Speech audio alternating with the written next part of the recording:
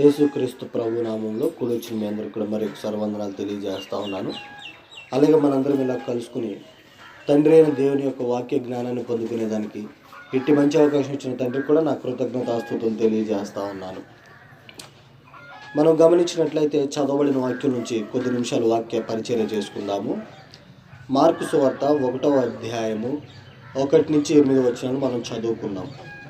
ఈ మాటలన్నీ కూడా మార్కు అనేటువంటి అపోస్తలుడు రాస్తా ఉన్నాడు. ఇవి అయితే ఇందులో ఉన్నటువంటి విషయాలు ఏంటంటే, దేవుని కుమారుడైన యేసుక్రీస్తు సువార్త ప్రారంభము మొదటి 3 వచనాలను మనం గమనించినట్లయితే వీటిలో ఏం తెలియజేస్తా ఉన్నాడంటే, యేసుక్రీస్తు సువార్త ప్రారంభమైంది, అప్పుడే ప్రారంభమైనట్లుగా.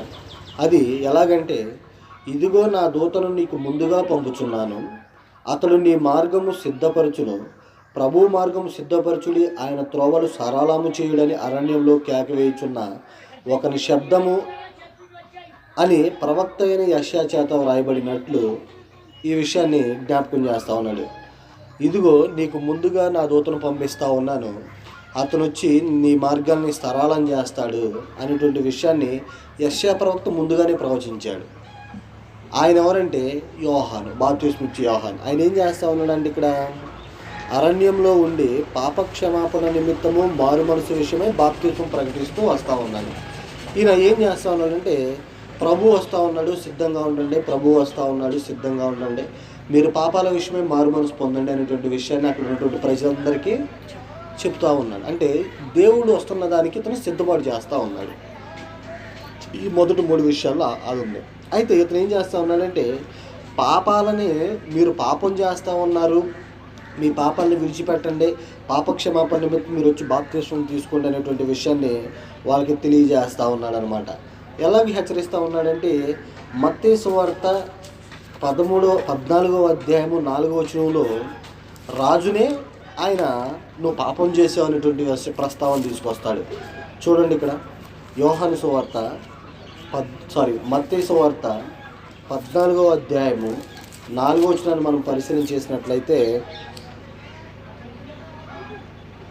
యోహాన్ అంటా ఉన్నాడు అనమాట, ఎలయనగా నీవు నీ సహోదరుడైన ఫిలిప్పు భార్యగు హేరోదియను ఉంచుకొనుట న్యాయము కాదని యోహాను చెప్పగా, హేరోదు ఆమె నిమిత్తం యోహానును పట్టుకుని బంధించి చెరసాలలో వేయించి ఉండేను.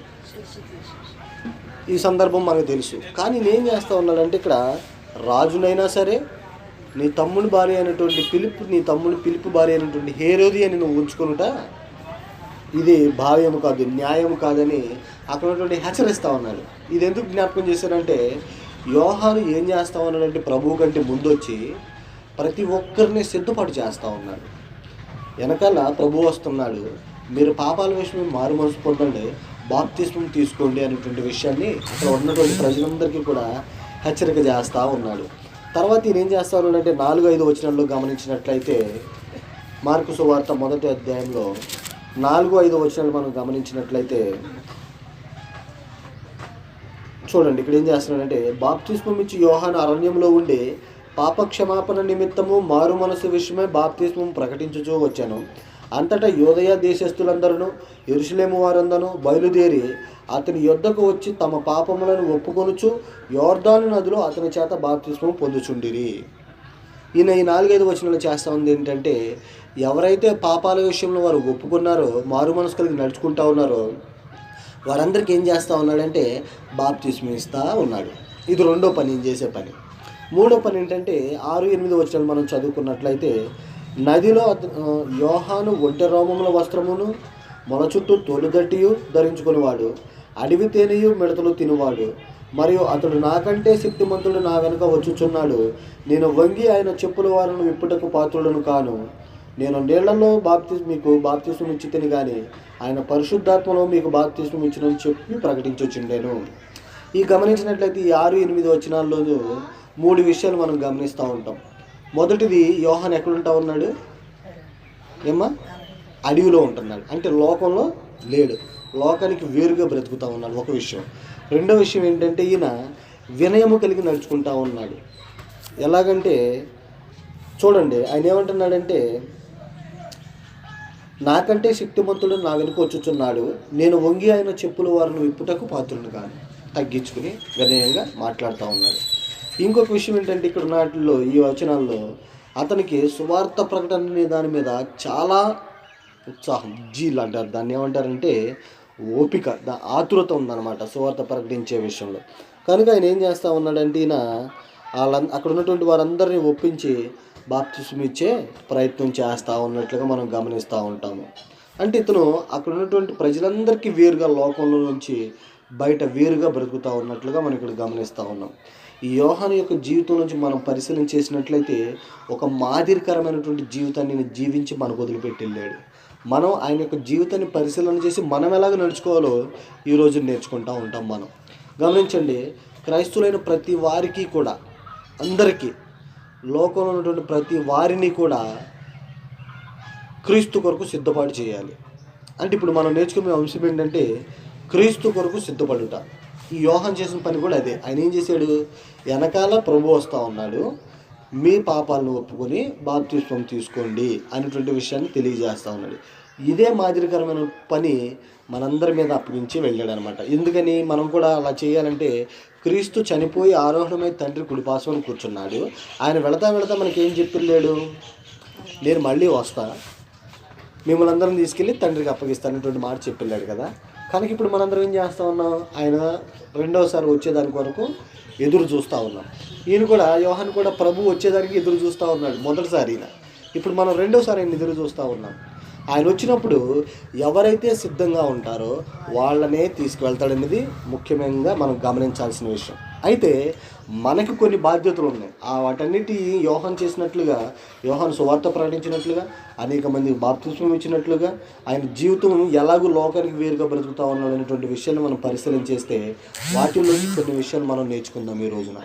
చూడండి, యోహాను గురించి మనం చూసినట్లయితే ఇతను వినయముగా బ్రతుకుతూ ఉన్నాడు అనే దానికి ఒక వచనం తెలియజేస్తూ ఉన్నాడు. అపోస్తులైన యోహాను తెలియజేస్తూ ఉన్నాడు. యోహాను సువార్త 3వ అధ్యాయము 26వ వచనం నుంచి 30వ వచనం వరకు చూసినట్లయితే ఇతని గురించి చూద్దాం. అతని యొక్క లక్షణాలను చూస్తున్నాం ఇక్కడ.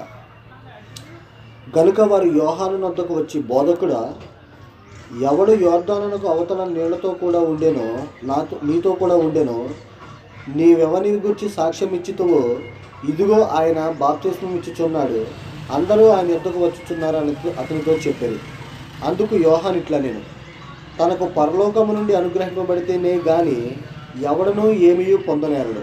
నేను క్రీస్తును కాననియు ఆయన కంటే ముందుగా పంపబడిన వాడనే అనియు చెప్పినట్లు మీరే నాకు సాక్షులు. పెండ్లి కుమార్తె గలవాడు పెండ్లి కుమారుడును, అయితే విడవబడిన పెండ్లి కుమారుని స్వరము విని స్నేహితుడు ఆ పెండ్లి కుమారుని స్వరము విని మిక్కిలి సంతోషించును. ఈ నా సంతోషము పరిపూర్ణమై ఉన్నది, ఆయన హెచ్చవలసి ఉన్నది, నేను తగ్గవలసి ఉన్నది అంటా ఉన్నాడు. యోహాను తెలియజేస్తూ ఉన్నాడు అనమాట. అక్కడ కొంతమంది శిష్యులు వచ్చి అడుగుతూ ఉన్నారు. 22వ వచనంలో చూసినట్లయితే, అటు తర్వాత యేసు తన శిష్యులతో కూడా యూదయ దేశమునకు వచ్చి అక్కడ వారితో కాలము గడుపుచు బాప్తిస్మం ఇచ్చుచుండెను. సలీము దగ్గరున్న ఐనోను స్థలమును నీళ్లు విస్తారంగా ఉండేను కనుక యోహాను కూడా అక్కడ బాప్తిస్మం ఇచ్చుచూ ఉండేను. జనులు వచ్చి బాప్తిస్మం పొందురు. యోహాను ఇంకనూ చెరసాలలో వేయబడి ఉండలేదు. అప్పటికి ఇంకా యోహాను చెరసాలలో వేయబడి ఉండలేదు. ఇతను కూడా బాప్తిస్మం ఇస్తూ ఉన్నాడు. శుద్ధీకరణాచారమును గూర్చి యోహాను శిష్యులకు ఒక యూదునితో వివాదం పుట్టింది. కనుక వారు యోహాను వద్దకు వచ్చి, ఇది శుద్ధీకరణం గురించి, అంటే శుభ్రం చేసుకునేటువంటి విషయంలో వేరే ఒక సహోదరుడితో వీళ్ళకి సమస్య వస్తే యోహాను దగ్గరికి వచ్చి మాట్లాడుతూ ఉన్నారనమాట. ఈ మధ్య మనం చదువుకున్నవి. వారు యోహాను వద్దకు వచ్చి, బోధకుడా, ఎవడు యోర్దానునకు అవతల నీతో కూడా ఉండేనో, నీవెవరి గురించి సాక్ష్యం ఇచ్చితువో, ఇదిగో ఆయన బాప్తిస్మం ఇచ్చుచున్నాడు. యేసుక్రీస్తుని గురించి తెలియజేస్తున్నాడు యోహానుకి. నువ్వు ఎవరి గురించి అయితే చెప్పావో ఆ నది దగ్గరుండి ఆయన వచ్చాడు, ఆయన గురించి మీకు తెలియజేస్తా ఉన్నాను. అందుకు యోహాను అంటున్నాడు, తనకు పరలోకము నుండి అనుగ్రహింపబడితేనే కానీ ఎవడనూ ఏమీ పొందనేరడు. పరలోకంలో ఉన్నటువంటివి తండ్రి మనకి తెలియజేస్తేనే ఏ విషయమైనా మనకు తెలుస్తుంది అనేటువంటి విషయాన్ని ఇక్కడ తెలియజేస్తూ, నేను క్రీస్తును కాననియు ఆయన కంటే ముందుగా పంపబడిన వాడినని చెప్పినట్టు మీరే నాకు సాక్షులు. మీరు వచ్చి నాకు చెప్పారు కదా, నువ్వు చెప్పిన వాళ్ళు వచ్చి అక్కడ బాప్తిస్మం ఇస్తా ఉన్నాడు తెలియజేశారు కదా, కనుక ఈ విషయం మీకు తండ్రి తెలియజేస్తేనే తెలిసింది. నేను ఆయన కాదని ఇప్పుడు మీరు తెలుసుకోండి అదే మాట ఇక్కడ అంటా ఉన్నాడు అనమాట. నేను క్రీస్తుని కాననియు ఆయనకంటే ముందుగా పంపబడిన వాడిని అని చెప్పినట్టు మీరే నాకు సాక్షులు అని అంటున్నాడు. పెండ్లి కుమార్తె గలవాడు పెండ్లి కుమారుడు. ఎవరైతే పెండ్లి కుమార్తె ఉంటుందో వాడు పెండ్లి కుమారుడు. ఆ పెండ్లి కుమారుని స్వరము విని మిక్కిలి సంతోషించును. ఈ నా సంతోషం పరిపూర్ణమై ఉన్నది. ఆయన హెచ్చవలసి ఉన్నది, నేను తగ్గవలసి ఉన్నది. ఈయన గురించి చెప్తా ఉన్నారు కదా, వచ్చి నువ్వు చెప్పిన ఆయన వచ్చాడు బాగా చూపిస్తూ ఉన్నాడంటే ఓకే, ఆయన వచ్చాడు, ఇది మీరు తెలుసుకున్నారు, మీకు దేవుడు తెలియజేస్తేనే తెలుసుకున్నారు. ఇప్పుడు ఆయన హెచ్చింపబడాల్సిన టైం వచ్చింది, నేను తగ్గించబడాల్సిన టైం వచ్చింది అనేటువంటి విషయాన్ని ఇక్కడ తెలియజేస్తున్నాడు. అంటే యోహాను దగ్గర ఉన్నటువంటి వినయం చూడాలి. ఇప్పుడు మనం ఇక్కడ ఆయన వచ్చి ఏం చెప్పాడు, అసలు ముందు ప్రభు మార్గాన్ని సరళం చేస్తూ ఉన్నట్లుగా మనం గమనిస్తూ ఉన్నాం. రెండో విషయం ఏంటంటే ఈయనకున్నటువంటి ఉత్సాహం ఏంటంటే లూకా సువార్తలో గమనిస్తాము. లూకా సువార్త 1వ అధ్యాయము 17వ వచనాన్ని మనం పరిశీలన చేసినట్లయితే, లూకా సువార్త 1వ అధ్యాయం 17వ వచనంలో, మరియు అతడు తండ్రుల హృదయములను పిల్లల తట్టునకును అవిధేయులను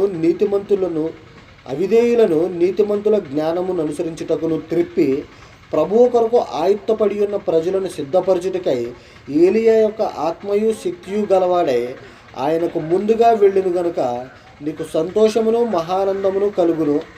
అతడు పుట్టినందుకు అనేకులు సంతోషింతురు. యోహాను ఏం చేస్తున్నాడంటే ఇక్కడ తండ్రుల హృదయమును పిల్లల తట్టుకును అవిధేయులైన వారి యొక్క అవిధులైనటువంటి వారిని నీతిమంతుల జ్ఞానాన్ని అనుసరించేదానికి ఈయన తిప్పుతూ ఉన్నాడు. అంటే అక్కడ సువార్తను ప్రకటించి ఎవరైతే పాపాలు చేస్తూ ఉన్నారో వాళ్ళని ఏం చేస్తూ ఉన్నారంటే మారు మనసు కలిగించి దేవుని దగ్గరికి తీసుకొచ్చే ప్రయత్నం చేస్తూ ఉన్నాడు. ఈ మాట లోకా అంటున్నాడు అన్నమాట. ఇందాక కూడా మనం చదువుకున్నాం మార్క్స్ వార్తలు, పాప క్షమాపణ నిమిత్తం మారు మనసు పొందండి అనేటువంటి విషయాన్ని హెచ్చరిస్తూ ఉన్నాడు. ఇక్కడ కూడా ఏం చేస్తున్నాడంటే తండ్రుల హృదయాన్ని పిల్లల వైపు, అవిధేయుల యొక్క హృదయాల్ని నీతిమంతులు చేసే పనుల వైపుకి తిప్పుతూ ఉన్నట్లుగా ఇక్కడ మనం గమనిస్తూ ఉన్నాం. ఇంకో మూడో విషయం ఏంటంటే ఈయనకున్న లక్షణాల్లో గొప్పతనం ఉందన్నమాట. ఇతని గురించి గొప్పగా యేసుక్రీస్తు ప్రభువారు తెలియజేస్తూ ఉన్నారు. మత్తయి సువార్త 11వ అధ్యాయము 7వ వచనం నుంచి చూసినట్లయితే 11వ వచనం వరకు ఈయన గురించి ఏం చెప్తా ఉన్నారో చూద్దాం. మత్తయి సువార్త 11వ అధ్యాయము 7వ వచనం నుంచి చదువుతున్నాను. వారు వెళ్ళిపోవచ్చుండగా యేసు యోహానును గూర్చి జనసమూహములతో ఇలాగ చెప్పసాగాను. యేసుక్రీస్తు జనులతో చెప్తా ఉన్నాడు అనమాట యోహాను గురించి. ఏమని? మీరేమి చూచుటకు అరణ్యంలోకి వెళ్ళితిరి? గాలికి కదులుచున్న రెల్లున? మరి ఏమి చూడ వెళ్ళితిరి? సన్నపు బట్టలు ధరించుకున్న మనుషున? ఇదిగో సన్నపు బట్టలు ధరించుకుని వారు రాజగృహంలో నుందురు కదా. మీరు అక్కడికి ఎందుకు వెళ్ళారు? అరణ్యాల్లోకి మీరు ఏం చూస్తాకి వెళ్ళారు? కదులుతున్న రెల్లును చూస్తాకి వెళ్ళారా? అంటే చెట్లని పొదలను చూడటానికి వెళ్ళారా? లేకపోతే మీరు సన్నపు వస్త్రాలు అంటే పట్టు వస్త్రాలు ధరించుకున్న వ్యక్తిని చూస్తాకి వెళ్ళారా? పట్టు వస్త్రాలు ధరించుకున్న వాళ్ళు రాజగృహాల్లోనే ఉంటారు కదా. మరి ఏమి చూడ వెళ్ళితిరి? ప్రవక్తనా? అవును కానీ ప్రవక్త కంటే గొప్పవాడినని మీతో చెప్పుచున్నాను. ప్రవక్త కంటే గొప్పవాడిని చూడటానికి మీరు వెళ్ళారంట.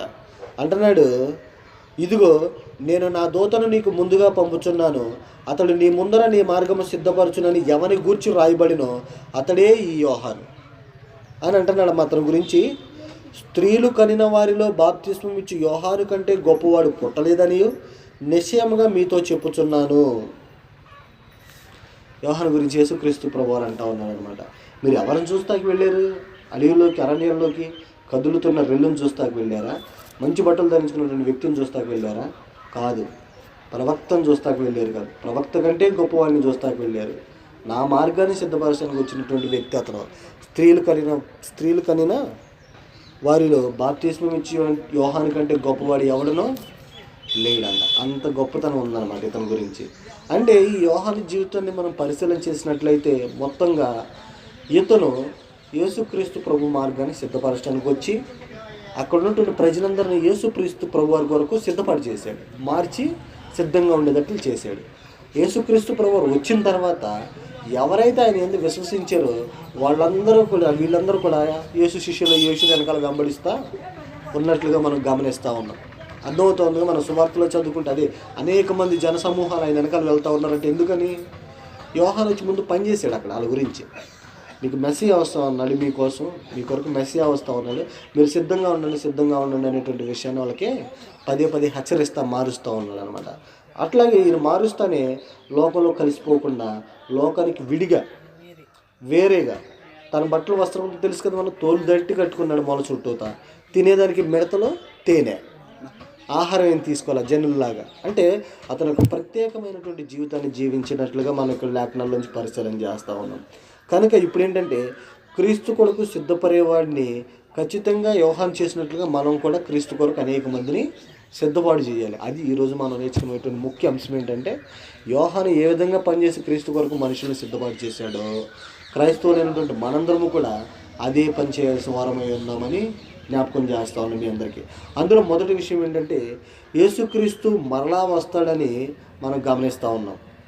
దానికి కూడా కొన్ని రుజువులు ఉన్నాయి, కనుక మనం సిద్ధపడి ఉండాలి. దాని రుజువులు ఏంటంటే మనం పరిశీలన చేసినట్లయితే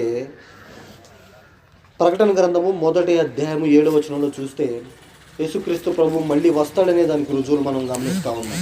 నోటి మాట ద్వారా కాదు, లేఖనాల నుంచి మనం పరిశీలన చేసినట్లయితే ప్రకటన గ్రంథము 1వ అధ్యాయం 7వ వచనంలో చూసినట్లయితే, ఇదిగో ఆయన మేఘారూఢుడై వచ్చుచున్నాడు, ప్రతి నేత్రము ఆయనను చూచును, ఆయనను పొడిచిన వారును చూచెదరు, భూజనులందరూ ఆయనను చూచి రొమ్ము కొట్టుకుందురు. అవును, ఆమేన్ తెలియజేస్తూ ఉన్నాడు. ఆయన వస్తాడు, మనుషులందరూ చూస్తారు, ఆయన్ని పొడిచిన వారు కూడా చూస్తారు. మేఘాల మీద వస్తాడు, మేఘారూఢుడే వస్తాడు అనేటువంటి విషయాన్ని ఇక్కడ యోహాను తెలియజేస్తూ ఉన్నాడు ఈ మాటను. ఇంకొక మాట మనం పరిశీలన చేసినట్లయితే యోహాన్నే మళ్ళీ తెలియజేస్తూ ఉన్నాడు.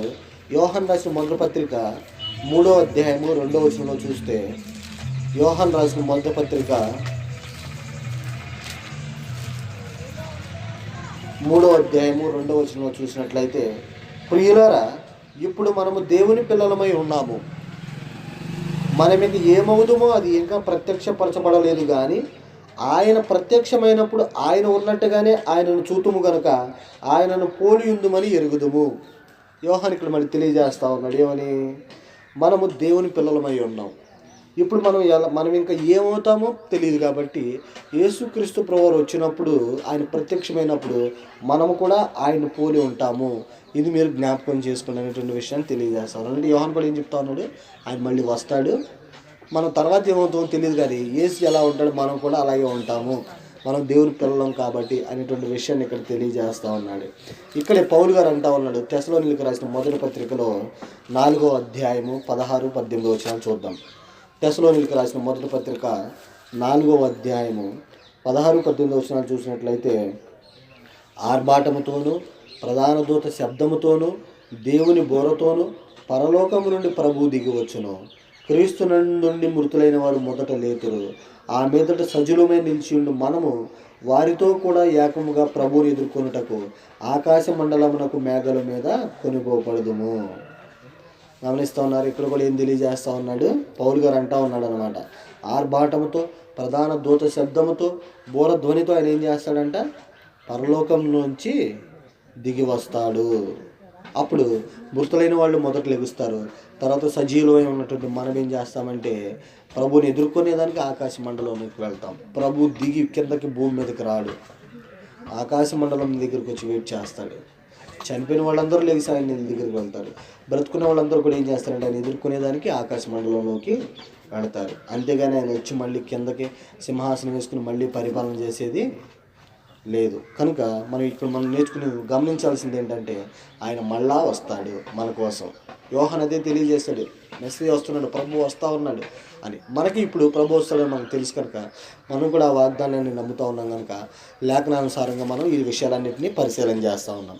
తెస్సలోనికీయులకు రాసిన మొదటి 2వ పత్రికలో కూడా ఆయన తెలియజేస్తూ ఉన్నాడు. 1వ అధ్యాయం 7-9 వచనాల్లో చూస్తే, ప్రభువైన యేసు తన ప్రభావమును కనపరచు దూతలతో కూడా పరలోకము నుండి అగ్ని జ్వాలలలో ప్రత్యక్షమై దేవుని నెరగవని వారికి, మన ప్రభువైన యేసు సువార్తకు లోబడిన వారికి ప్రతిదండన చేయనప్పుడు మిమ్మల్ని శ్రమపరచు వారికి శ్రమయు, శ్రమ పొందుచున్న మీతో కూడా విశ్రాంతి అనుగ్రహించుట దేవునికి న్యాయమే. గమనించండి, ఇక్కడ మనం గమనించాల్సింది ఏంటంటే ప్రభావం కనపరచు దూతలతోనూ పరలోకం నుండి అగ్ని జ్వాలలలోనూ ప్రత్యక్షమవుతాడు దేవుడు అనేటువంటి విషయాన్ని తెలియజేస్తూ ఉన్నాడు. ఆయన చూసేదానికి ఏ మనుషులకి ధైర్యం చాలదు, చూసిన మనిషి బ్రతకడం. ఆయన యందు విశ్వాసం ఉంచి నీతిగా ఉండి దేవుని పిల్లలు ఎవరైతే ఉంటారో నడుచుకుంటారో వాళ్ళకు మాత్రమే ఆయన యొక్క రూపం కానీ దేవుని చూసే అవకాశం కానీ ఉంటుంది అనేటువంటి విషయాన్ని గ్రహించాలి.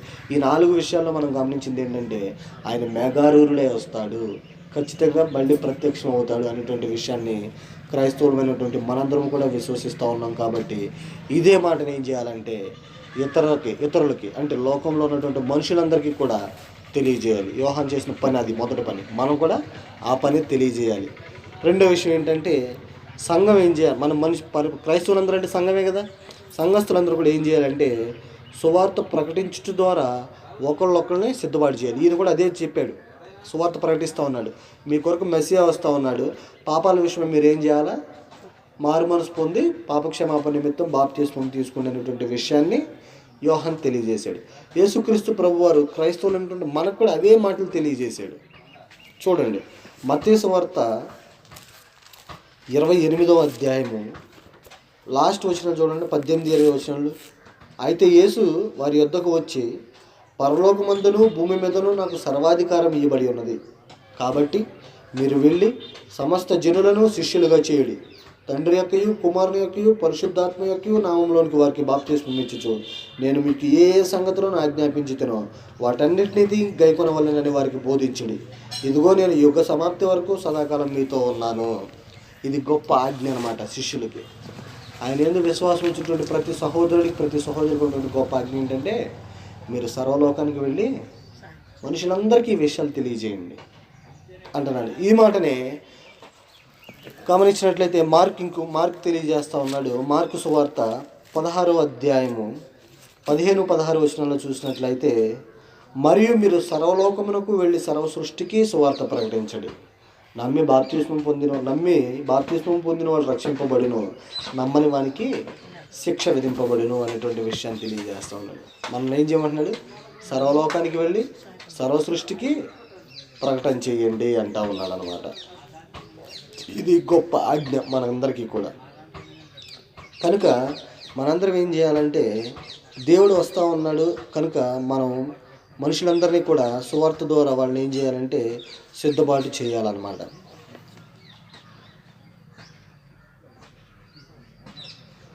అయితే ఇంకొక మాట మనం గమనించినట్లయితే పౌలు గారు చెప్తా ఉన్న మాట మనం గమనిద్దాం. కొరింథీయులకు రాసిన మొదటి పత్రిక 1వ అధ్యాయము 18వ వచనం మనం పరిశీలన చేసినట్లయితే, కొరింథీయులకు రాసిన మొదటి పత్రిక 1వ అధ్యాయము 18వ వచనం కూడా చదువుకుందాం. దేవుడు నమ్మదగిన వాడు కనుక మేము మీకు చెప్పిన వాక్యము అవునని చెప్పి కాదన్నట్టుగా ఉండలేదు. మా చేత అనగా నా చేతను, సిల్వ చేతను, తిమోతి చేతను మీలో ప్రకటింపబడిన దేవుని కుమారుడు యేసుక్రీస్తు అవునని చెప్పి కాదని వాడై ఉండలేదు, కానీ ఆయన అవునై ఉన్నవాడున్నాడు. మేము మీకు చెప్పిన వాక్యం అవునన్నట్టుగా కాదు, కాదన్నట్టుగా చెప్పట్లా. మీకు ఆయన ఏం చెప్తున్నాడంటే, నేను యేసుక్రీస్తు ప్రభువాని గురించి చెప్పి ఆయన అవునైనట్టు కాదన్నట్టుగా కాదు, ఆయన అవునై ఉన్నాడు అంటే ఆయన నిజమే అనేటువంటి విషయాన్ని మీకు స్పష్టం చేస్తూ ఉన్నాను అనేటువంటి విషయాన్ని ఇక్కడ పౌలు గారు తెలియజేస్తూ ఉన్నాడు. రోమిలకు రాసిన పత్రిక 1వ అధ్యాయం 15వ వచనంలో కూడా అంటాడు, ఈ సువార్తను గురించి చెప్తాడమ్మా, దేవుడి సువార్తను గురించి. ఆ మాటలు ఒకసారి చూద్దాం.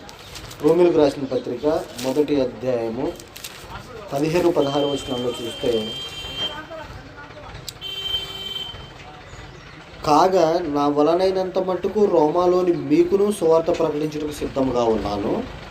సువార్తను గూర్చి నేను సిగ్గుపడిన వాడిని కాను. ఎలయనగా నమ్ము ప్రతివానికి, మొదట యూదునికి గ్రీసు దేశస్థునికి కూడా రక్షణ కలుగజేయటకు అది దేవుని శక్తి అయి ఉంది. గమనిస్తూ ఉన్నారా? ఆయన ఏం చెప్తా ఉన్నాడు ఇక్కడ, సువార్తని రోమాలో ఉన్నటువంటి మనుషులందరికీ ప్రకటిస్తానికి సిద్ధంగానే ఉన్నారు. సువార్తను గురించి ఆయన సిగ్గుపడేవాడిని కాదు నేను. ఎలాగనగా నమ్మే ప్రతివానికి, యూదుడైనా సరే గ్రీసు దేశస్తుడైనా సరే రక్షణ పొందడానికి అదే శక్తి అనేటువంటి విషయాన్ని గ్రహిస్తూ ఉన్నాడు. ఇక్కడ పౌలు గారు అంటున్నారు ముఖ్య ఉద్దేశం ఏంటంటే సువార్తను ప్రకటించడానికి ఈయన సిగ్గుపడట్లేదు. మనుషులందరికీ అంటే ప్రజలందరి శిష్యులందరికీ కూడా ఆయన ఇచ్చిన ఆజ్ఞ అది. సర్వలోకానికి వెళ్ళి సర్వ సృష్టికి సువార్త ప్రకటించమన్నది యోహాను చేసిన పనే మనందరికీ కూడా తెలియజేస్తూ ఉన్నట్లుగా అది మనం గ్రహించాల్సిన విషయం ఇక్కడ. ఇంకొక విషయం చూసినట్లయితే వాక్యాన్ని ప్రకటించాలనేటువంటి విషయాన్ని పౌలు గారు దృఢంగా తన కుమారుడైనటువంటి తిమోతికి తెలియజేస్తూ ఉన్నాడు. ప్రియ కుమారుడు అనమాట, అతని కుమారునిగా భావించాడు తిమోతిని. తిమోతికి రాసిన 2వ పత్రిక 4వ అధ్యాయము 1-4 చూసినట్లయితే, దేవుని ఎదుటను సజీవులకును మృతులకును తీర్పు తీర్చు క్రీస్తు యేసు ఎదుటను ఆయన ప్రత్యక్షత తోడు ఆయన రాజ్యము తోడు నేను ఆనబెట్టి చెప్పునదేమనగా వాక్యమును ప్రకటించుము. సమయమందును అసమయమందును ప్రయాసపడము. సంపూర్ణమైన దీర్ఘశాంతముతో ఉపదేశించుచు ఖండించుచు గద్దించుచు బుద్ధి చెప్పుము. ఎందుకనగా జనులు హితబోధను అనుసరింపక దురద చెవులు గలవారై తమ స్వకీయ దురాశలకు అనుకూలమైన బోధకులను తమ కొరకు పోగు చేసుకుని సత్యమునకు చెవియక కల్పనా కథల వైపునకు తిరుగు కాలము వచ్చును. వాక్యాన్ని ప్రకటించేదానికి ఆయన చెప్తా ఉన్న మాటలు గమనిస్తూ ఉన్నారమ్మా. సజీవులకు మృతులకు తీర్పు తీర్చు క్రీస్తు ఎదుట ఏం చేయాలంటే ఆయన మీద ఒట్టు పెట్టుకుని నేను చెప్పేది ఏంటంటే వాక్యాన్ని ప్రకటించు. సమయమందు అసమయమందు వాక్యాన్ని ప్రకటించు. మళ్ళీ అంటున్నాడు వాక్యం ద్వారా నువ్వేం చేయాలంటే దీర్ఘశాంతముతో ఉపదేశించుచు ఖండించుము బుద్ధి చెప్పుము గద్దించుము సరిచేయము. వాళ్ళని దారిలోకి తీసుకురా. ఎందుకనంటే మనుషులు దురద చెవులు గలవారై వాళ్ళకు అనుకూలమైనటువంటి బోధకులను తయారు చేసుకుని నడుచుకుంటూ ఉన్నారనేటువంటి విషయాన్ని ఇక్కడ పౌలు గారు తిమోతిని హెచ్చరిస్తూ ఉన్నాడు. అట్లాగే ఈ రోజుల్లో మనం కూడా గమనిస్తూ ఉంటాం. ఎన్ని వేల సంఖ్యలో ఉన్నాయో మత శాఖలు మనకు తెలుసు. కనుక వాక్యానుసారమైనటువంటి బోధనే మనం క్రీస్తు బోధన అపోస్తులు ఏదైతే బోధించారో అదే బోధన మనం కూడా బోధించాల్సిన వారమై ఉన్నాం. కల్పనా కథలు ఊహాగానాలు కల్పిత మాటలు కథలు కానీ అవి మనం ఏమి చెప్పకూడదు అసలు అవి. కనుక మనందరం ఏం చేయాలంటే క్రీస్తుని ప్రకటించాలి. క్రీస్తు మన కొరకు వచ్చాడు, మన పాపాల నిమిత్తం మరణించాడు. ఆయన ఏవైతే చేశాడో మంచి పనులు ఏవైతే చేయమన్నాడో ఆ మాదిరికరమైనటువంటి జీవితం ఏంటో అదంతా కూడా మనం ఏం చేయాలా ప్రకటించాల్సిన వారమై ఉన్నాం.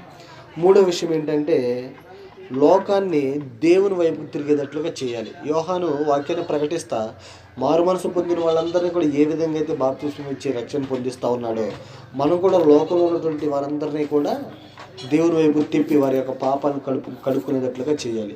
ఎందుకంటే లోకంలో ఉన్నటువంటి పరిస్థితి ఎలా ఉంది మనకు తెలుసుగా. లోకంలో ఉన్నటువంటి పరిస్థితి ఎలా ఉంది చూద్దాం ఒకసారి అన్నమాట. రోమీలకు రాసిన పత్రిక 3వ అధ్యాయము 23వ చూడండి. ఈ మాట మీ అందరికీ తెలుసని నేను అనుకుంటా ఉన్నాను. రోమీలకు రాసిన పత్రికలో ఒక మాట అంటూ ఉంటాడు పౌలు గారు. 3వ అధ్యాయం 23వ చూస్తే ఏ భేదమును లేదు, అందరూ పాపము చేసి దేవుడు అనుగ్రహించి మహిమను పొందలేకుండా ఉన్నారు.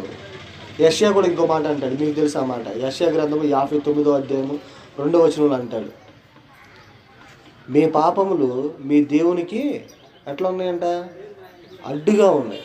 మీరు చేసే మనమే ఆయన ఆలకించకుండా ఉన్నాడు. ఎందుకనంటే మీ పాపాలు ఆయనకి అడ్డుగా ఉన్నాయి. మళ్ళీ రోమపత్రికలోని 6వ అధ్యాయం 32వ చెప్తాడు, పాపముల వలన వచ్చే జీతం ఏంటి, మరణం అనేటువంటి విషయాన్ని ఇక్కడ 6వ అధ్యాయంలో కూడా తెలియజేస్తారు. ఏలయనగా పాపము వలన వచ్చే జీతం మరణము. కనుక లోకంలో ఉన్నటువంటి పరిస్థితి ఏంటంటే పాపంతో నిండి ఉంది. మనుషులందరూ పాపం చేస్తూ ఉన్నారు అనేటువంటి విషయాన్ని జ్ఞాపకం చేసుకుని మనం ఏం చేయాలంటే వాళ్ళందరినీ కూడా ఆ పాపాల నుంచి మనం ఏం చేయాలంటే వాళ్ళని విడిపించాలి. మనం ఎలాగైతే విడిపించబడ్డామో మనుషులందరినీ కూడా విడిపించేటట్లుగా చేయాలి. దానికి ఎలాగ విడిపించాలంటే యేసుక్రీస్తు రక్తము ద్వారానే పాపక్షమాపణ కలుగుతుంది. ఆ విషయం మనకు తెలుసు కదా. చూడండి, మత్తయి సువార్త 26వ అధ్యాయం 28వ అంటాడు, ఇది నా రక్తము పాప క్షమాపణ నిమిత్తము అనేకుల కొరకు చిందింపబడుతున్న క్రొత్త నిబంధన రక్తము అంటాడు అనమాట. 26వ అధ్యాయము 28వ ఇది నా రక్తము అనగా పాప క్షమాపణ నిమిత్తం అనేకుల కొరకు చిందింపబడుతున్న నిబంధన రక్తము. ఆ రక్తంలోనే పాపాలందరికీ విముక్తి కలుగుతూ ఉంటుంది. అప్పుడు యోహాను ఏం చేశాడంటే పాప క్షమాపణ నిమిత్తము వచ్చిన వారికి నీళ్ళలో బాప్తిస్మం ఇచ్చారు. పాప క్షమాపణ నిమిత్తం మారు మనసు అయినటువంటి బాప్తిస్మం ఇచ్చాడు. ఆయన పాపాలను విడిచిపెట్టి మారు మనసు పొందండి అనేటువంటి విషయంలో యోహాను బాప్తిస్మం ఇచ్చాడు. యేసుక్రీస్తు గారు ఏం చేశారంటే పాప క్షమాపణ నిమిత్తం ఆయన బాప్తిస్మం ఇచ్చాడు. ఆ చేసిన పాపాల నిమిత్తం అవి క్షమింపబడేటట్లుగా నీళ్ళతో వాళ్ళకి బాప్తిస్మం ఇచ్చాడు.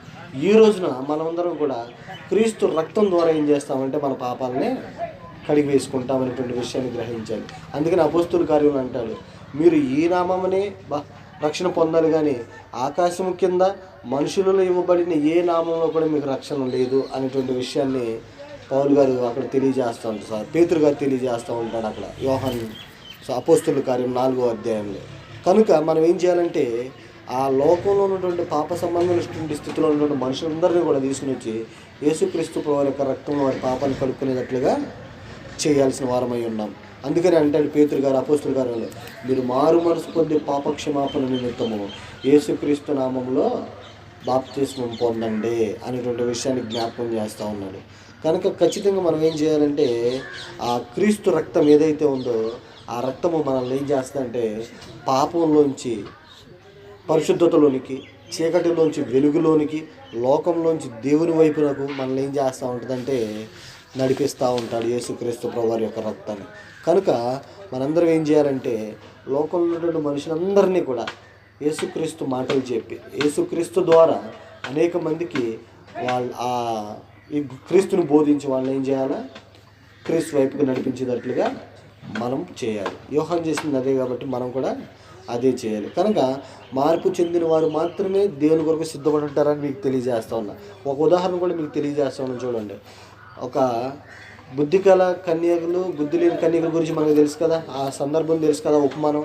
వాళ్ళు ఏం చేశారు, అక్కడ బుద్ధి కలిగిన వాళ్ళు సిద్ధపడి ఉన్నారు, నూనె తెచ్చుకున్నారు, అయిపోద్దేమని చెప్పి వెనకాల ఇంకా సిద్ధుల్లో కూడా నూనె తెచ్చుకున్నారు. సిద్ధపాటు లేని వాళ్ళు ఏం చేశారు, నూనె అయిపోతే కొనుక్కొచ్చుకుంటాను కొట్టుకు వెళ్ళారు. కానీ పెళ్లి కుమారుడు రానే వచ్చాడు, సిద్ధంగా ఉన్న వాళ్ళని తీసుకెళ్ళిపోయాడు. అట్లాగే యేసుక్రీస్తు ప్రభువారు ఎప్పుడు వస్తారో ఎవరికీ తెలియదమ్మా. యేసుక్రీస్తు ప్రభువారికి కూడా తెలియదు, అది తండ్రికే తెలుసు. పలానా రోజున పలానా సందర్భాన్ని మీరు వెళ్ళరండి అనగానే యేసుక్రీస్తు ప్రభువారు వస్తారు, అట్లా వచ్చి అట్లా వెళ్ళిపోతాడు. అన్ని కన్ను రెప్పపాటి సమయంలో జరుగుతాయి ఇవన్నీ కూడా.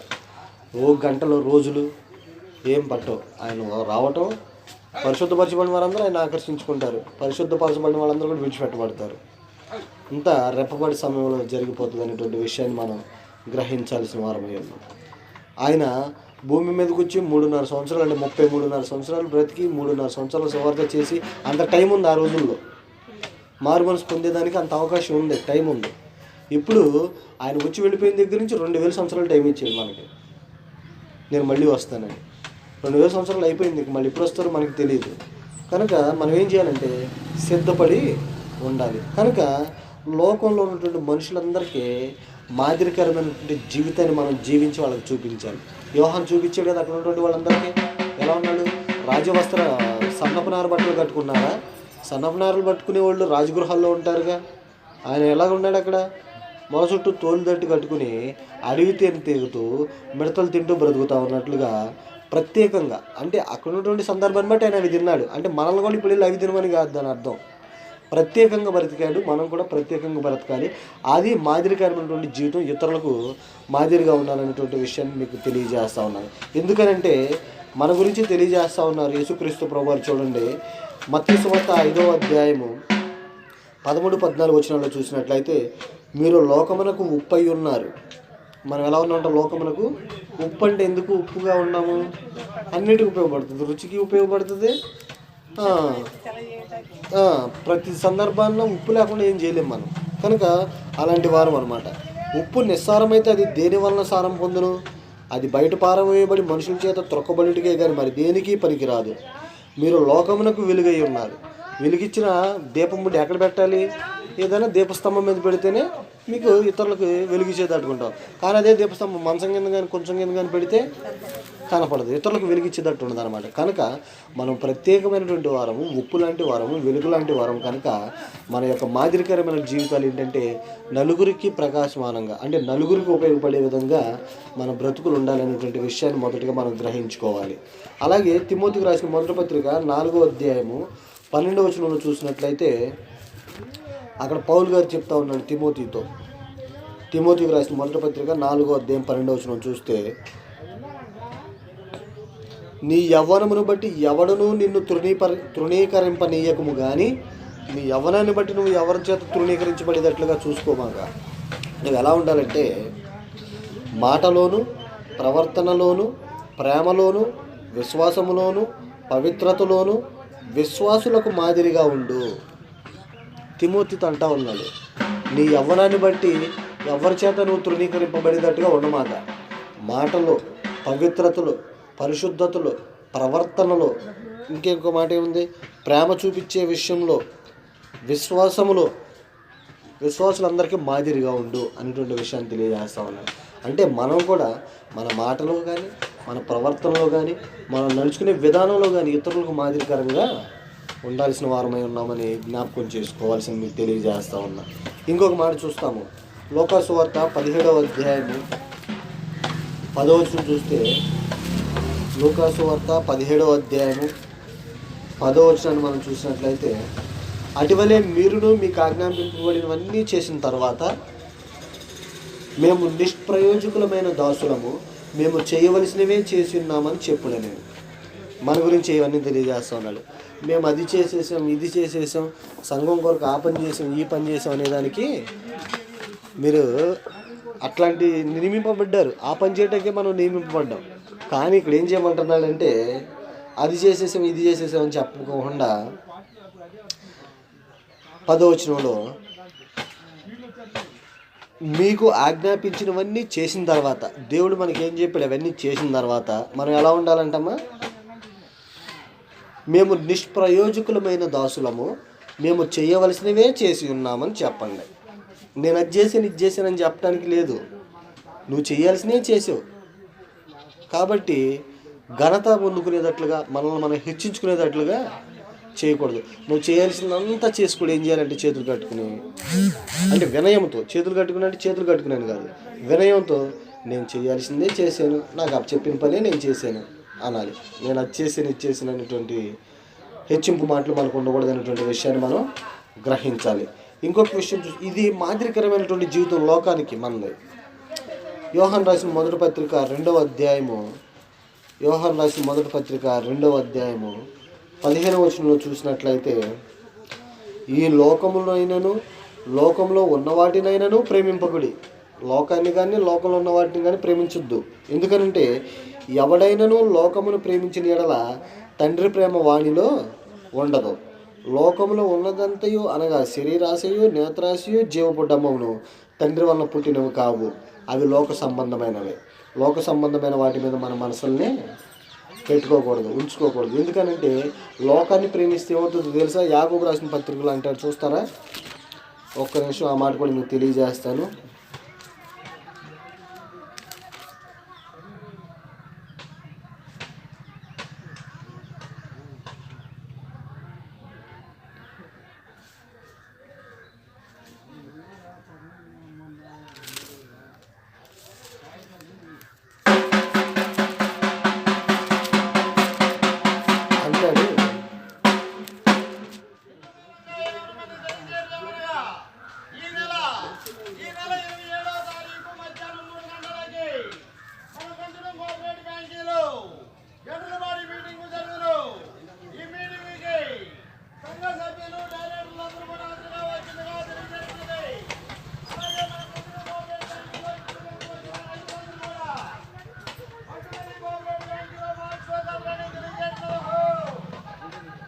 గమనించారు. ఇంతకు ఏం తెలియజేస్తున్నాడు యోహాను? ఈ లోకంలో ఉన్నదంతా కూడా జీవడమ్మము, నేత్రాశ, శరీరాశ అని తెలియజేస్తాను. అంటే లోకంతో స్నేహం చేయొద్దని చెప్తా ఉన్నాడు. ఎందుకని లోకంతో స్నేహం చేయొద్దు అంటున్నాడంటే ఇక్కడ చూడండి, వ్యభిచారులారా అంటే లోకంతో స్నేహం చేసేవారిని యాకోబు అలా పిలుస్తూ ఉన్నాడు. వ్యభిచారులారా, ఈ లోక స్నేహము దేవునితో వైరమని మీరు ఎరగరా? లోకంతో స్నేహం చేస్తే దేవునితో పోరాడుతున్నట్టు మీకు తెలియదా? ఈ లోకముతో స్నేహం చేయగోరు వాడు ఎవడు వాడు దేవునికి శత్రువగును. గమనించండి, యాకోబు తెలియజేస్తున్నాడు లోకంతో స్నేహం చేసే వారి గురించి. లోకంతో స్నేహం చేస్తే దేవునితో శత్రుత్వం పెట్టుకున్నట్టే, ఆయనకి శత్రువు అవుతాం అనేటువంటి. లోకం అంటే ఏంటి? లోకంలో ఉన్నటువంటి ఆ పాపంతో మనం సంబంధం పెట్టుకోవద్దని, మనుషులతో కాదు, పాపంతో సంబంధం పెట్టుకోకుండా ఉండాలి. మనుషులందరూ మనవలే, వాళ్ళు కూడా మనం ఒకటే రక్తం నుంచి పుట్టాము, దేవుడు అనుగ్రహిస్తేనే పుట్టాము. కాకపోతే మనం పాపాలను విడిచిపెట్టాము, ఇంకా వాళ్ళు పాపాల్లోనే ఉన్నారు. ఒకటే తేడా, ఇంకా ఏ తేడా లేదు వాళ్ళకి మనకి. కాబట్టి మనం ఏం చేయాలంటే మాదిరికరమైన జీవితం మనం బ్రతుకుతా వాళ్ళలో మార్పు తెచ్చేటట్టుగా మనం బ్రతకాలి. అలా బ్రతకడం అనేది ముఖ్యం. చివరి ఒక మాట చెప్పి మీకు ముగిస్తాను. యాకోబు రాసిన మొదటి పత్రికలోనే 27వ అధ్యాయం 27వ వచనం ఒకసారి మనం చూసినట్లయితే అక్కడ ఏమంటున్నాడంటే, తండ్రి అయిన దేవుని ఎదుట పవిత్రమును నిష్కలంకమునైన భక్తి ఏదనగా. తండ్రి దగ్గర అసలు నిష్కలంకమైనటువంటి భక్తి ఏదంటే చూడండి, దిక్కులేని పిల్లలను విధవరాండ్రను వారి ఇబ్బందులలో పరామర్శించుట. ఒకటి, దిక్కులేని పిల్లల్ని విధవరాండ్రని వారి ఇబ్బందుల్లో వాళ్ళని ఏం చేయాలి? పరామర్శించి వాళ్ళకి సహాయం చేయాలి. పరామర్శించుంటే పలకరించి వచ్చేమని కాదు, వాళ్ళని సహకరించి వాళ్ళకి తోడ్పాటుగా ఉండాలి. ఒక విషయం అది. రెండో విషయం ఏంటంటే ఇహలోక మాలిన్యము తనకంటకుండా తను తాను కాపాడుకున్నట్టే. ఇది నిజమైన భక్తి తండ్రి దగ్గర. నిష్కలంకమైనటువంటి భక్తి ఏంటంటే తండ్రి దగ్గర దిక్కులేని పిల్లలను విధవరాండ్రలను వాళ్ళని ఇబ్బందుల్లో వారిని ఆదుకుని వారికి సంరక్షించి సహాయం చేసి ఈ లోకంలో ఉన్నటువంటి పాపాన్ని అంటించుకోకుండా బ్రతకటమే మనకి నిజమైన భక్తి. ఇలాగ భక్తిగా బ్రతికితేనే యేసుక్రీస్తు ప్రభువారు వచ్చినప్పుడు మనం సిద్ధంగా ఉన్నట్టు. సిద్ధంగా ఉంటామంటే ఆయన్ని ఎదుర్కొని తీసుకుని వెళ్ళే దాని లిస్టులో మనం కూడా ఉన్నట్టు అన్నమాట. కనుక యోహాను ఏ విధంగా అయితే యేసుక్రీస్తు ప్రభువారి కొరకు శ్రమపడి అనేక మందిని మారుస్తా ప్రత్యేకమైనటువంటి జీవితం జీవించాడో, ఈ రోజున మనం కూడా యోహాను మాదిరిగానే మనకి ఆజ్ఞలు ఇవ్వబడ్డాయి, మనకి కొన్ని కట్టడలు ఉన్నాయి, అవన్నీ చేస్తా మనం కూడా ఏం చేయాలంటే క్రీస్తు కొరకు అనేక మందిని తయారు చేయాల్సిన వారమై ఉన్నట్లుగా గ్రహించాలని, ఆ విషయంలో మనందరం కూడా జాగ్రత్తగా నడుచుకోవాలని మొదటగా నన్ను నేను హెచ్చరించుకుంటూ మిమ్మల్ని కూడా హెచ్చరిస్తూ ఉన్నాను. శ్రద్ధగా ఉన్న మీ అందరూ కూడా వందనాలు తెలియజేస్తూ కొద్ది మాటలు ముగిస్తూ ఉన్నాను.